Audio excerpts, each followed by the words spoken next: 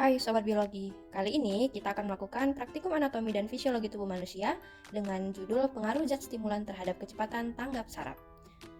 Adapun tujuan dari praktikum kita yaitu mengetahui hubungan sistem saraf dengan cepat tanggap saraf, kemudian mengetahui bagaimana pengaruh zat stimulan yang terdapat pada berbagai minuman kemasan terhadap kecepatan tanggap saraf, dan terakhir mengetahui faktor-faktor apa yang mempengaruhi cepat tanggap saraf. Perlu kita ketahui bahwa sel saraf dalam sistem saraf berfungsi untuk menjalankan impuls, di mana impuls dapat menjalar pada sebuah sel saraf dengan melintasi sinapsis. Penjalaran impuls dapat terjadi dengan cara transmisi elektrik maupun transmisi kimiawi yang menggunakan bantuan neurotransmitter. Proses transmisi ini dapat mengalami gangguan, dapat berlangsung lamban namun juga dapat berlangsung dengan cepat. Yang mempengaruhinya adalah konsumsi zat yang mengandung zat stimulan. Zat-zat stimulan tersebut dapat ditemukan pada minuman berenergi.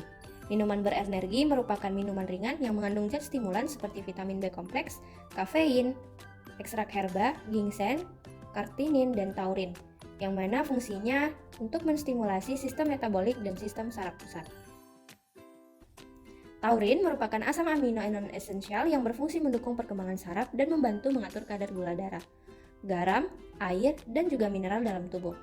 Taurin terdapat banyak pada otak yang bertindak sebagai neurotransmitter yang memungkinkan komunikasi sel. Kemudian ada kafein. Kafein merupakan alkaloid yang dapat merangsang sistem saraf pusat. Kafein pada minuman berenergi berfungsi untuk menstimulus sistem saraf pusat, meningkatkan denyut jantung, tekanan darah, serta merangsang mood. Kafein sebagai stimulan pada sistem saraf pusat secara medis dapat mengurangi rasa capek, meningkatkan kewaspadaan atau kesiapan, dan kecepatan serta fokus koordinasi tubuh. Selanjutnya ada air berkarbonasi atau soda yang merupakan komponen utama dalam pembuatan Coca-Cola. Air soda ini melarutkan CO2 untuk membentuk H2CO3 sehingga menghasilkan rasa asam. Pada minuman berenergi juga dapat ditemukan ekstrak ginseng yang bermanfaat dalam meningkatkan energi, mempunyai komponen anti lelah, dan menguatkan ingatan stimulus hipotalamus. Hampir semua minuman berenergi mengandung zat-zat yang telah dipaparkan sebelumnya. Namun, hanya beberapa zat yang dapat berpengaruh banyak terhadap kecepatan tanggap saraf pada tubuh. Apabila zat-zat stimulan tersebut dikonsumsi dalam jangka panjang dan dalam waktu yang berulang-ulang, dapat menyebabkan gangguan kesehatan pada tubuh. Alat dan bahan yang kita gunakan yaitu alat tulis sebanyak 1 set, kemudian minuman kemasan yaitu Coca-Cola, Extra Joss, M150, Hemaviton, kopi, dan juga Kratindeng. Masing-masing bahan dibawa sebanyak 1 botol.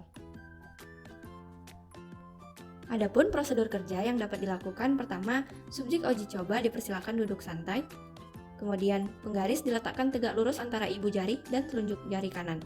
Selanjutnya, penggaris dijatuhkan tanpa ada aba-aba, lalu ditangkap oleh subjek. Kemudian, diperhatikan skala yang ditangkap oleh subjek. Selanjutnya, ulangi langkah ketiga sampai dengan langkah kelima pada tangan kiri. Setelah itu, subjek dipersilakan untuk meminum zat stimulan dan ditunggu hingga 30 menit. Setelah 30 menit, dilakukan kembali langkah 1 sampai dengan 5 dan praktikan membandingkan hasil antar kelompok yang diperoleh. Setelah melakukan percobaan, teman-teman bisa mengisi tabel hasil pengamatan berikut dan menjawab pertanyaan berikut. Let's try, do your best, and good luck!